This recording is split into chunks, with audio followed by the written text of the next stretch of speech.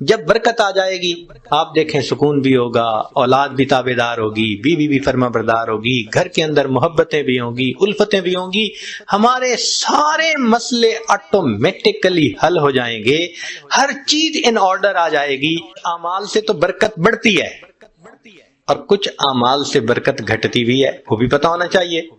یہ نہ ہو کہ وہ عمل کرتے پھریں جو برکت ختم کر دیتے ہیں۔ تو برکت گھٹتی کس سے ہے؟ نمبر ایک، بدنیتی سے گھٹتی ہے۔ جو بدنیت انسان ہوگا نا اس کی زندگی میں برکت نہیں ہوگی، برکت نہیں ہوگی اس کی زندگی۔ کئی ہوتے ہیں نا نیت کے کھوٹے، برا سوچنا، نیگیٹو تھنکنگ، بیوی کے بارے میں بھی نیگیٹو تھنکنگ، ماں باپ کے بارے میں بھی، دوستوں کے بارے میں بھی، دفتر میں کام کرتے ہیں وہاں نیگیٹو تھنکنگ۔ جو نیگیٹو تھنکنگ والا بندہ ہوگا نا اس کی زندگی میں کبھی برکت نہیں ہوگی۔ اللہ اکبر کبیرہ۔ ایک شعر یاد آ رہا ہے پنجابی کا، آپ حضرات کو یہ عاجز آپ حضرات کو وہ شعر سناتے ہیں، اس کا ترجمہ بھی ساتھ کر دے گا۔ ہمارے ہاں ایک بزرگ گزرے ہیں سلطان العارفین باہو سلطان رحمت اللہ علیہ، ان کے پنجابی کا کلام بہت معروف ہے۔ فرماتے ہیں یہ ناتیاں دھوتیاں رب ملدا تے ملدا کمبیاں مچھیاں نو، اگر نہانے دھونے سے خدا ملتا تو مچھلیوں کو اور کچھووں کو خدا مل جاتا، ہر وقت ہی نہاتے دھوتے رہتے ہیں۔ یہ سر منایا رب ملدا تے ملدا بھیڑاں سسیاں نو، اگر سر منڈانے سے رب ملتا تو ایک بھیڑ کی قسم ہے، سر پہ بال نہیں ہوتے باقی پورے جسم پہ ہوتے ہیں، تو اس کا تو سر ویسے ہی منڈا ہوا ہوتا ہے، اس کو خدا مل جاتا۔ یہ ذکر کیتے ہیں رب ملدا تے ملدا کال کڑیچیاں نو، ایک پرندہ ہوتا ہے کالا سا، وہ شام کو لٹک جاتا ہے کہیں اور ساری رات آواز نکالتا رہتا ہے، تو کہتے ہیں وہ تو ساری رات ذکر کرتا ہے، اس کو خدا مل جاتا۔ یہ جتیاں ستیاں رب ملدا تے ملدا دانداں کھسیاں نو، پاک دامنی سے خدا ملتا تو جو خسی بیل ہوتا ہے وہ تو مادہ کی طرف آنکھ اٹھا کے بھی نہیں دیکھتا، اس کو بھی خدا مل جاتا۔ تو یہ باتیں کر کے فرماتے ہیں یہ ناتیاں دھوتے ہیں رب ملدا تے ملدا کمبیاں مچھیاں نو، یہ سر منایا رب ملدا تے ملدا بھیڑاں سسیاں نو، ذکر کیتے ہیں رب ملدا تے ملدا کال کڑیچیاں نو، اور جتیاں ستیاں رب ملدا تے ملدا دانداں کھسیاں نو، اور آخر پر فرماتے ہیں رب ملدا تے ملدا نیتاں اچھیاں نو۔ اللہ اگر ملتا ہے تو اللہ اچھی نیت والوں کو ملے گا۔ تو بھئی نیت اچھی ہوگی تو زندگی میں برکت ہوگی، اور نیت بری ہوگی تو زندگی میں بے برکتی ہوگی۔ کتنے لوگ ہیں شرکت کا کام کرتے ہیں اور اپنے شریک کا پیسہ ہتھیانے کی نیت کی ہوئی ہوتی ہے، داؤ لگا رہے ہوتے ہیں۔ کتنے کاروبار والے ہیں کسٹمر کو داؤ لگانے کی نیت کرتے ہیں، تو بھائی نیت ہی اچھی نہیں تو برکت کہاں سے آئے گی؟ تو بدنیتی سے برکت ختم ہو جاتی ہے۔ مولانا روم رحمت اللہ نے ایک واقعہ لکھا ہے، سن لیجئے ذرا، موقع کے مناسبت سے ہے۔ ایک بادشاہ تھا، اس نے گرمی کے موسم میں سفر کیا تو بہت تھکا ہوا تھا اور پیاسا تھا، اس کو اتنی پیاس تھی کہ لگتا تھا کہ میری جان چلی جائے گی۔ تو اس نے ایک انار کا باغ دیکھا، اتر پڑا، باغ کے مالک سے کہا کہ بھائی جاؤ کوئی انار کا جوس پلاؤ۔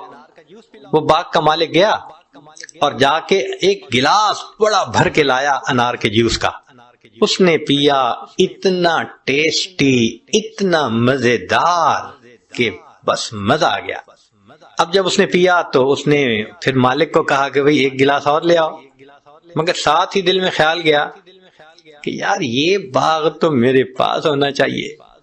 اب وہ دوسرا گلاس جب لے کے آیا تو اس نے پیا تو جناب اتنا کھٹا کہ پیا نہ جائے۔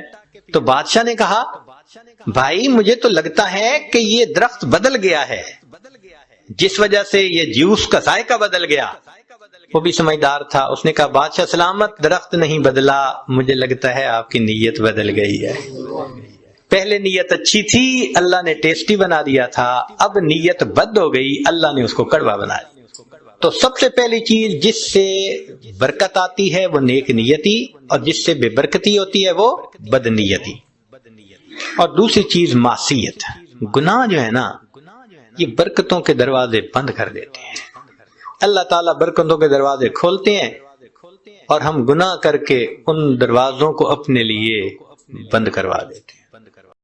ہمارے سلسلے سلوک میں تین باتیں بنیاد، ایک کثرت ذکر، دوسرا اتباع سنت، تیسرا صحبت شیخ۔ اتباع سنت اور کثرت ذکر دو پر ہیں، ان پروں سے انسان روحانی طور پہ فوائد کرتا ہے، اور صحبت شیخ اصلاح کے لیے ضروری ہے۔ یہ بھول بھلیاں کا راستہ ہے، اگر رہبری نہ ہو، گائیڈنس نہ ہو تو انسان غلط ایگزٹ لے جاتا ہے۔ تو صحبت شیخ کی ضرورت ہے راستے پہ سیدھا رہنے کے لیے، اور کثرت ذکر اور اتباع سنت ہیں سلوک میں ترقی کرنے کے لیے۔ اکثر سالکین ذکر تو کرتے ہیں، کثرت ذکر نہیں کرتے، اور کثرت ذکر نہ کرنے کی وجہ سے ان پہ اثرات نہیں ہوتے۔ وَلَا يَذْكُرُونَ اللَّهَ إِلَّا قَلِيلًا، ذکر کرتے ہیں مگر تھوڑا، نتیجہ کیا ہوتا ہے؟ مذبذبین بین ذالک، لا الہ الا ولا الہ، تذبذب کا شکار ہوتے ہیں۔ اس لیے قرآن مجید میں فرمایا گیا یا ایھا الذین آمنوا اذکروا اللہ ذکرا کثیرا، اے ایمان والو اللہ کو کثرت کے ساتھ یاد کرو۔ یہ جو شرط لگائی گئی نا، کثرت کے ساتھ یاد، اس کے پیچھے راز ہے۔ آپ دیکھیں گرمی کا موسم ہے اور آپ پسینے میں ڈوبے ہوئے ہیں، اور آپ چاہتے ہیں کہ پسینے کی بدبو سے میں جان چھڑاؤں، اور آپ کے پاس ٹب پانی کا بھرا ہوا ہے، آپ پانی میں ہاتھ ڈال کے گیلا ہاتھ اپنے جسم پہ پھیرتے رہیں تو غسل تو نہیں ہوگا، پسینے سے تو جان نہیں چھوٹے گی۔ گیلا ہاتھ جسم پہ پھیرنے سے تھوڑا کام چلتا ہے، تو پانی بہانا پڑے گا، ڈول بھر کے اپنے اوپر ڈالنے پڑیں گے، پھر پسینے کی بدبو بھی چلی جائے گی، میل بھی ختم ہو جائے گی، اور انسان بالکل تر تازہ ہو جائے گا۔ تو ہم جو ذکر تھوڑا کرتے ہیں تو ہماری مثال ایسے ہی ہے کہ پسینے والا آدمی ٹب میں پانی ڈال کے گیلا کر کے اپنے جسم پہ پھیر رہا ہے، اس سے تو میل کچیل دور نہیں ہوتی، بلکہ اور زیادہ جسم خراب ہو جاتا ہے، طبیعت میں بیزاری آ جاتی ہے۔ تو ہماری کوتاہی یہ ہے کہ ہم ذکر کرتے ہیں، کثرت سے نہیں کرتے۔ جتنا روٹی کھانے کو ہم اہم سمجھتے ہیں، مراقبہ کرنے کو اتنا اہم نہیں سمجھتے۔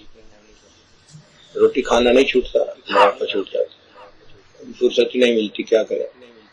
وہی جس چیز کو ہم اہم سمجھتے ہیں اس کے لیے فرصت نکال لیتے ہیں۔ دفتر کو اہم سمجھتے ہیں، فرصت نکل آتی ہے، گھر کے کام کاج کو اہم سمجھتے ہیں، فرصت نکل آتی ہے۔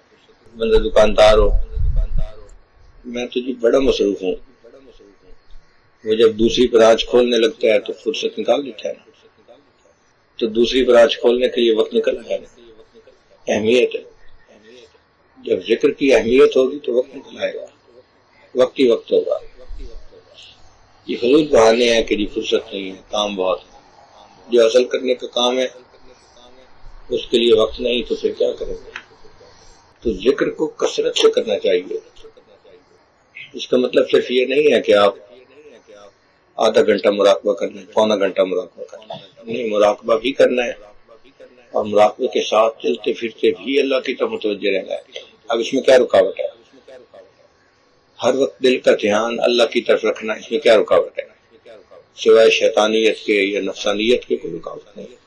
بوڑھا بھی توجہ رکھ سکتا ہے، جوان بھی رکھ سکتا ہے، مرد بھی رکھ سکتا ہے، عورت بھی رکھ سکتی ہے، صحت مند بھی رکھ سکتا ہے، بیمار بھی رکھ سکتا ہے۔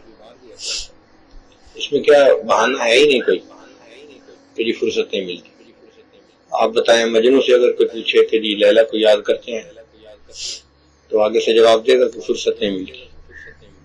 وہ مجنوں کیسا؟ لیلا کو یاد نہیں کرتے تو پھر کرتے ہی کیا ہو؟ ہم اللہ کو یاد نہیں کرتے پھر کرتے ہی کیا؟ اس لیے ذکر کی بڑی اہمیت ہے، کثرت ذکر کریں گے تو اس کے اثرات نصیب ہوں گے۔ ذکر کے چند فوائد ہیں۔ ایک فائدہ تو یہ ہے کہ وساوس سے چھٹکارا ہو جاتا ہے۔ حضرت شیخ الحدیث رحمۃ اللہ نے لکھا ہے کہ شیطان انسان کے پشت کی طرف بیٹھا ہوتا ہے اور اپنی سونڈ کو بندے کے دل کی طرف رکھتا ہے۔ بندے کا دل ذکر کر رہا ہو تو پیچھے ہٹا رہتا ہے، اور جیسے ہی غافل ہو تو انجیکشن لگا کے وساوس ڈالنے شروع کر دیتا ہے۔ تو ذکر سے شیطانی نفسانی وساوس سے جان چھوٹ جاتی ہے۔ قرآن پاک میں اللہ فرماتے ہیں ان الذین اتقوا اذا مسهم طائف من الشیطان تذکروا فاذا هم مبصرون. تو ذکر سے شیطانی وساوس سے جانا. شیطانی وساوس تب زیادہ ہوتے ہیں جب غفلت ہوتی ہے. تو ذکر کی کثرت کریں گے تو وساوس سے جان چھوٹ جائے. ایک فائدہ. اور دوسرا فائدہ کہ ذکر سے انسان کے دل میں ذات کی محبت پیدا ہوتی ہے. ذکر سے انسان کے دل میں ذات کی محبت پیدا ہوتی ہے. کسی چیز کا ذکر آپ کثرت سے کرنا شروع کر دیں اس کی محبت دل میں آ جائے. یہ شریعت کا حسن ہے کہ شریعت نے حکم دیا کوئی عورت اپنے خامند کے سامنے غیر عورت کا تذکرہ نہ کرے. ہو سکتا ہے اس کے دل میں کوئی بات بیٹھ جائے اور اس مرد کے دل میں اس عورت کی طرف میلان پیدا ہو جائے. تو دیکھو ذکر سے محبت آئی نا دل میں, اس لیے تو منع کیا گیا. تو جب انسان اللہ کا ذکر کثرت سے کرتا ہے تو اللہ کی محبت دل میں آتی ہے, اور یہ محبت مطلوب ہے. اللہ فرماتے ہیں والذین آمنوا اشد حبا للہ, کہ ایمان والوں کو اللہ سے شدید محبت ہوتی ہے. دیکھیں آپ پینے کے لیے پانی مانگتے ہیں اور بیوی جگ پڑے ہوئے میں سے پانی نکال کے دیتی ہے, آپ کہتے ہیں گرم پانی لیا. تو برف والا ٹھنڈا پانی چاہیے پینے کے لیے. سردی کے موسم میں وضو کرنا چاہتے ہیں اور بیوی وہی روم ٹیمپریچر کا پانی دیتے ہیں, آپ کہتے ہیں ٹھنڈا پانی لیا. اس کا مطلب اب مجھے نیم گرم چاہیے تھا. اور آپ چائے کے لیے پانی مانگتے ہیں کہ پانی لائیں, چائے بنانی ہے کپ میں, وہ وضو والے نیم گرم پانی لے آتی ہے, آپ کہتے ہیں کیا ٹھنڈا پانی لے آئیے. اب آپ کو ابلتا ہوا پانی چاہیے. تو پانی گرم ہونے کے درجات ہیں. روم ٹیمپریچر کو بھی گرم کہتے ہیں, وضو کے پانی کو بھی گرم کہتے ہیں, اور ابلتے ہوئے پانی کو بھی گرم کہتے ہیں. مگر گرمی میں فرق ہے. یہ جو ابلتا ہوا ٹیمپریچر ہے نا, یہ اشد گرم ہے. جس نے کلمہ پڑھا اس کے دل میں اللہ کی محبت ہے, لیکن روم ٹیمپریچر والی محبت ہے. اگر یہ ذکر کے راستے پہ لگ گیا, دین کے راستے پہ آ گیا, تو اب اس کے دل میں وضو والے پانی کی طرح گرمی بڑھ گئی تھوڑی سی. اور اگر اس نے ذکر اذکار زیادہ کرنے شروع کر دیے, پھر ابلتے ہوئے پانی کی طرح محبت ہوگی, لیکن ایسی کہ انسان کو کھچاوٹ والی محبت نصیب ہو جائے گی. اللہ کی محبت جب ہوتی ہے تو محبوب سے ملنے کو دل چاہتا ہے, اس سے باتیں کرنے کو دل چاہتا ہے, اس کے ساتھ وقت گزارنے کو دل چاہتا ہے, اور پھر سالک جو ہے اعمال میں لگ جاتا ہے. کیونکہ نماز پڑھنا ایسے ہی ہے جیسے اللہ سے ہم کلامی کرنا. نمازی اللہ سے ہم کلامی کر رہا ہوتا ہے. جب کہتا ہے الحمدللہ رب العالمین, اللہ فرماتے ہیں حمدنی عبدی, میرے بندے نے میری حمد بیان. ہم کلامی ہوئی نا. محبت کرنے والے حضرات اپنے محبوب کو بار بار فون کرتے ہیں ہم کلامی چاہیے. آج بات ہی نہیں, میں صرف آواز سننا چاہتا تھا. تو سالک کا بھی یہی حال ہوتا ہے, دوڑ دوڑ کے بھاگ بھاگ کے نفل پڑتا ہے. اللہ سے ہم کلامی چاہتا ہے. ذکر میں بیٹھنا اللہ کے ساتھ بیٹھنے کی مانند ہے, اللہ کی صحبت میں بیٹھنے کی مانند ہے. تو محبوب کے پاس وقت گزارنے کو دل چاہے تو مراقبے میں بیٹھ جاؤ. محبوب کے پاس انسان بیٹھے تو اٹھنے کو دل نہیں چاہتا, ایسے لگتا ہے جیسے چپک گیا ہے زمین کے ساتھ. سالک کا بھی یہی حال کہ ذکر میں بیٹھتے ہیں تو ایسے لگتا ہے جیسے زمین کے ساتھ چپک گیا ہے, مراقبہ ختم کرنے کو دل نہیں کرتا. تو محبت سے انسان اعمال پہ آ جاتا ہے. ایک فائدہ, دوڑ دوڑ کے بھاگ بھاگ کے عمل کرنے آسان, تھکتا نہیں ہے. جس طرح ماں محبت کی وجہ سے بچے کی خدمت ہر وقت کرتی ہے 24 گھنٹے, شکوہ نہیں کرتی ہے کہ مجھے تو اپنے بیٹے کی وجہ سے بہت بے آرامی ہو جاتی ہے. اسی طرح سالک جو ہے دوڑ دوڑ کے عبادت کرتا ہے, بھاگ بھاگ کے عبادت کرتا ہے. وہ عبادت کر کر کے تھکتا ہے اور تھک تھک کے پھر عبادت کرتا ہے. شکوہ نہیں کرتا کہ تھک گیا ہوں. تو ذکر کی وجہ سے عبادت میں دل لگتا ہے, عبادت کرنی آسان ہو جاتی ہے. اور محبت الہی کا ایک فائدہ اور بھی ہے کہ انسان ماں سوا سے کٹ جاتا ہے. یہ محبت کی تاثیر ہے کہ بندے کو ساری دنیا سے بیگانہ کرے. آپ خود غور کریں, جن لوگوں نے اپنے آپ کو ادھر ادھر کے تعلقات میں پھنسایا ہوا ہوتا ہے وہ سب سے انوکھے. کھانا بھی الگ کھائیں گے، الگ کمرے میں بیٹھے رہیں گے، لوگوں سے الگ تھلگ رہنا پسند کریں گے۔ دو عالم سے کرتی ہے بیگانہ دل کو، عجب چیز ہے لذت آشنائی۔ جب آشنائی کسی سے ہو جاتی ہے تو انسان بیگانہ ہو جاتا ہے، سب سے کوئی واسطہ نہیں ہوتا۔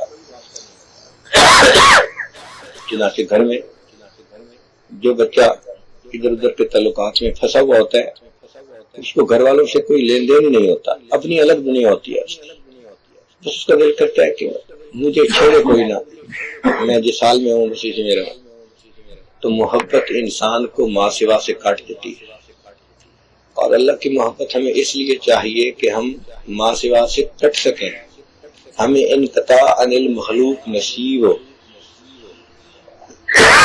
اس کو کہتے ہیں تبتل۔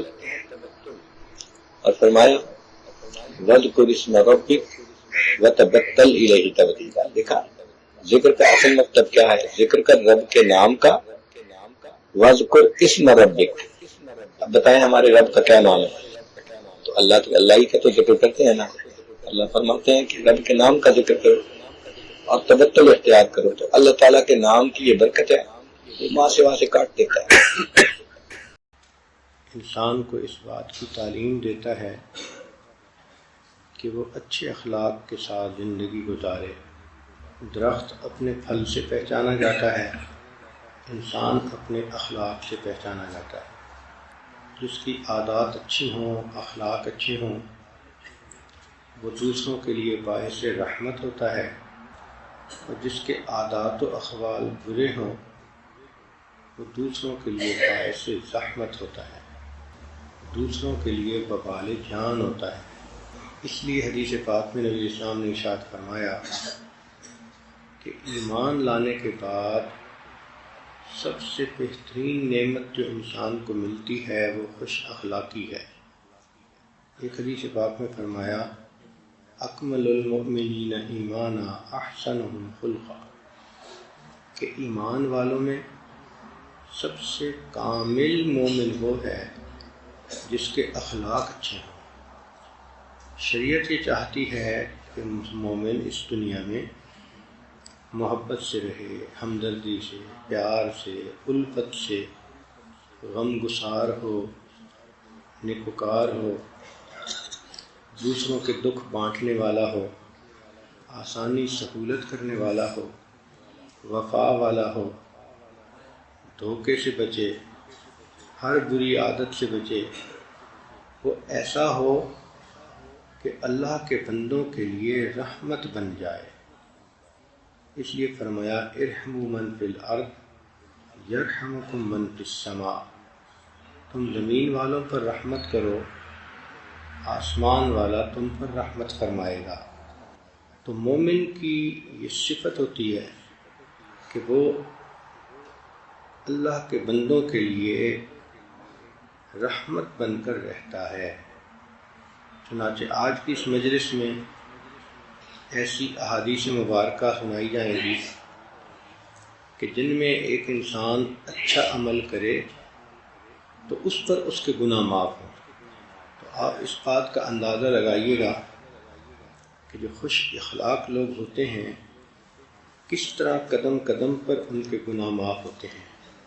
پہلی حدیث مبارکہ ایک مالدار آدمی کے حق میں ہے کہ اللہ نے اس کو بہت مال دیا، وہ مال دوسروں کو قرض کے طور پہ دیتا تھا، پھر اگر امیر آدمی ہوتا تو اس سے بھی واپس لینے میں نرمی برتتا تھا، اور اگر کوئی غریب ہوتا تو اس کو معاف کر دیتا تھا۔ اب اس حدیث مبارکہ میں ابن مسعود رضی اللہ عنہ روایت کرتے ہیں، یہ حاکم کی روایت ہے، اتی اللہ عز وجل لعبد من عبادہ آتاہ اللہ مالا، قیامت کے دن اللہ رب العزت کے حضور ایک مالدار آدمی پیش کیا جائے گا، فقال له ماذا عملت فی الدنیا، اللہ تعالیٰ فرمائیں گے اے میرے بندے تو نے دنیا میں کیا کیا؟ فقال، وہ آگے سے جواب دے گا ما عملت من شیء یا ربی الا انک آتیتنی مالا، فکنت ابایع الناس، اے اللہ آپ نے مجھے مال عطا کیا تھا اور میں وہ مال لوگوں کو دیا کرتا تھا۔ وکان من خلقی ان ایسر علی المعسر وانظر المعسر، اور میرے اخلاق میں سے یہ تھا، یہ میری عادت تھی کہ میں مالدار کو مہلت دے دیتا تھا اور غریب آدمی کا قرضہ معاف کر دیتا تھا۔ جب وہ یہ بات کرے گا تو قال اللہ رب العزت فرمائیں گے انا احق بذالک منک، کہ اس بات کا تو میں تم سے زیادہ حقدار ہوں۔ تجاوزوا عن عبدی، اے فرشتو میرے بندے سے الگ ہو جاؤ، اس کو بغیر حساب جنت میں جانے دو۔ تو یہ صفت کہ انسان قرض دینے والوں کے ساتھ نرمی کرے اور اگر وہ غریب ہو تو معاف ہی کر دے، یہ تو سخاوت ہے، یہ تو دل کے بڑے ہونے کی دلیل ہے۔ اور سخاوت تو واقعی اللہ رب العزت کو سجتی ہے۔ سوچئے کہ جو آدمی دوسروں کے لیے آسانی کر سکتا ہے، اگر وہ دنیا میں آسانی کرتا ہے تو اللہ تعالیٰ قیامت کے دن اس بندے کے لیے آسانیاں فرمائیں گے۔ ایک دوسری حدیث مبارکہ ہے، اس کو ابن ماجہ نے اپنی کتاب میں روایت کیا کہ ان یوم الاثنین والخمیس یغفر اللہ فیہما لکل مسلم، کہ سوموار اور جمعرات ان دو دنوں میں اللہ تعالیٰ ہر مسلمان کی مغفرت فرما دیتا ہے، الا محتجرین، سوائے ان دو بندوں کے جو آپس میں نہ بولتے ہوں۔ یقول، اللہ فرماتے ہیں، دعہما، ان دونوں کا معاملہ پینڈ کر دو، روک لو، حتی یصطلحا، حتیٰ کہ یہ دونوں آپس میں صلح کر لیں۔ اس کا مطلب یہ کہ اگر کوئی دو مسلمان آپس میں ہم کلامی نہیں کرتے تو سوموار کے دن اور جمعرات کے دن جہاں اور مسلمانوں کی مغفرت ہوتی ہے ان کی مغفرت نہیں کی جاتی، روک لیا جاتا ہے ان کے معاملے کو جب تک کہ وہ آپس میں صلح نہ کر لیں۔ اس کا مطلب یہ ہوا کہ اگر دو شخص کسی بات پہ ایک دوسرے سے خفا ہیں اور وہ بولنا شروع کر دیتے ہیں تو اللہ رب العزت ان کے گناہوں کو معاف کر دیتے ہیں۔ سبحان اللہ، شریعت نے جوڑ کو پسند کیا، توڑ کو پسند نہیں کیا، محبتوں کو پسند کیا، نفرتوں کو پسند نہیں کیا۔ شیطان ہمیں ضد بازی سکھاتا ہے، شیطان ہمیں انانیت سکھاتا ہے۔ نتیجہ کیا ہوتا ہے کہ کچھ گھروں میں چھوٹی سی بات پہ خاوند ناراض، ایک مہینہ نہیں بولتا، کہیں کہیں بیوی ناراض، خاوند منانے کی کوشش بھی کرتا ہے، بیوی کے نخرے ختم نہیں ہوتے، تو کہیں بیوی کوتاہی کرتی ہے، کہیں خاوند کوتاہی کرتا ہے، اور کہیں پر اللہ کے یہ دونوں بندے کوتاہی کرتے ہیں، ذرا سی بات پہ کئی دن نہیں بولتے۔ اب اگر یہ ایک دوسرے سے نہیں بولتے تو اپنی مغفرت کے فیصلے کو یہ لیٹ کرواتے ہیں، ان کی بخشش گناہوں کی نہیں ہوتی، تب بخشش ہوگی کہ پہلے آپس میں صلح کریں۔ کیا خوبصورت شریعت ہے کہ جو چاہتی ہے کہ آپس میں محبت پیار سے رہیں۔ اگر دو بہنیں آپس میں نہیں بولتی، بہن بھائی نہیں بولتے، ساس یا بہو آپس میں نہیں بولتی تو سب اسی زمرے میں شامل ہیں۔ یہ بات ذہن میں رکھیے کہ یہ بات دائرہ شریعت کے اندر ہو رہی ہے۔ اگر فرض کرو کوئی بندہ کسی خاتون کو خلاف شرع تعلق پر ابھار رہا ہے اور یہ اس سے قطع تعلقی کرتی ہے تو یہ عین شریعت کا حکم ہے، اس پر یہ اجر پائے گی۔ تو شیطان کہیں یہ نہ بہکا دے کہ جی میں اس کے میسج کا جواب نہیں دے رہی اور 3 دن ہو گئے میری تو مغفرت نہیں ہوگی۔ گناہ کا مسئلہ نہیں، یہ وہ تعلقات جن کو شریعت نے جائز کہا اور جن کے تعلقات کو رکھنے پر انسان کو اجر ملتا ہے، تو دائرۂ شریعت کے اندر رہتے ہوئے انسان ایک دوسرے کے ساتھ بول چال رکھے۔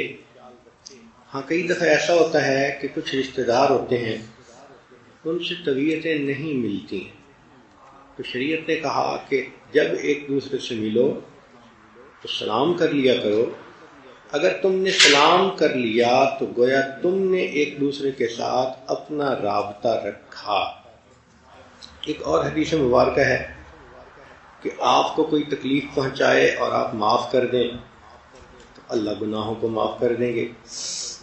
عن ابی درداء رضی اللہ تعالی عنہ قال قال رسول اللہ صلی اللہ علیہ وسلم ما من رجل مسلم یصاب بشیء فی جسدہ فیتصدق بہ الا رفعہ اللہ بہ درجۃ او حط عنہ بہ خطیئۃ۔ وہ درداء رضی اللہ عنہ روایت کرتے ہیں کہ کوئی مسلمان جس کو دوسرے مسلمان کی طرف سے کوئی جسمانی تکلیف پہنچے اور جس کو تکلیف پہنچی یہ اس کو معاف کر دے تو معاف کرنے پر اللہ تعالیٰ اس کا درجہ بلند فرمائیں گے، خطاؤں کو معاف فرما دیں گے۔ ایک اور حدیث مبارکہ ہے، ابن عباس رضی اللہ عنہ روایت کرتے ہیں، طبرانی شریف کی روایت ہے کہ ان رسول اللہ صلی اللہ علیہ وسلم قال کہ نبی علیہ الصلوۃ والسلام نے ارشاد فرمایا من قاد اعما، جو بندہ کسی نابینا شخص کی انگلی پکڑ کر لے کر چلے حتیٰ یبلغ مأمنہ، حتیٰ کہ اس اندھے شخص کو گھر تک پہنچا دے، غفرت لہ 40 کبیرۃ، اس کے 40 کبیرہ گناہ معاف ہوتے ہیں، وَأَرْبَعُ كَبَائِرَ تُوجِبُ النَّارَ، جبکہ 4 کبیرہ گناہ بھی بندے کو جہنم میں لے کر جاتے ہیں۔ تو وہ کبیرہ گناہ جو 4 بھی ہوتے تو جہنم میں جانے کا سبب بنتے، ایسے 40 کبیرہ گناہوں کو اللہ تعالیٰ معاف فرما دیتے۔ اب سوچئے، کسی اندھے کو سڑک پار کروا دینا، گھر تک پہنچا دینا، اس کی ہیلپ کر دینا، یہی تو انسانیت ہے، اور یہی تو اللہ تعالیٰ چاہتے ہیں کہ اسی کا نام مسلمانیت بھی ہے کہ ہم دوسروں کے دکھ سکھ کو بانٹیں اور ان کے ساتھ اچھے سلوک کی زندگی گزاریں۔ نبی علیہ الصلوۃ والسلام نے ارشاد فرمایا الخلق الحسن یذیب الخطایا کما یذیب الماء الجلید، کہ خوش خلقی، خوش اخلاقی گناہوں کو اس طرح پگھلا دیتی ہے جس طرح پانی برف کو پگھلا دیتا ہے۔ تو جو اچھے اخلاق والا انسان ہو اس کی خطائیں معاف ہی ہوتی رہتی ہیں۔